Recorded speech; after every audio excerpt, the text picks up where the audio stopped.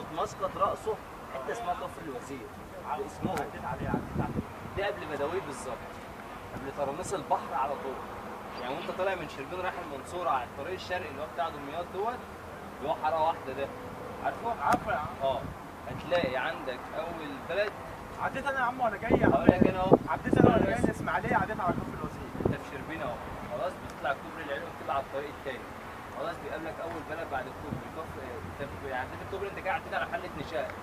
انت عديت من فوق محله نشاء، فانت دخلت على الطريق. اول بلد كفر الجبال، بعد كده مش عارف بلد اسمها ايه كده، بعد كده كفر الوزير، بعد كده حبيبي ابو نصر. بدوي القديم بدوي الجديد. عديتنا احنا يوم الاربعاء مع سياده العميد شيخ نصار. نصر الله العيادي. عامل عزومه عندنا. عاملين يوم الاربعاء هنا عزومه ضخمه جدا. هو اللي عاملها؟ هو والشيوخ العايده. الله. عامل عزومه عندنا؟ ايوه، غدا للناس والعمال وليكم. حضرت عزومه المقاولين دي مرتين. مقاولين العرب؟ المقاولين يا عم، ده مسؤول المكان. اول عزومه بعد ما تعدي نمره 6 عم هاني، شفت المعسكر بتاع الجيش اللي في اول حاطط فيه العمال بتوعه.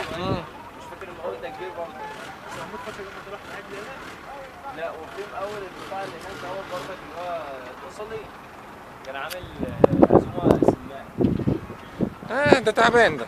ما عزومه السمان دي راح ما تجيبش. العزومه اللي قبلها بقى كانت الخميس اللي فات.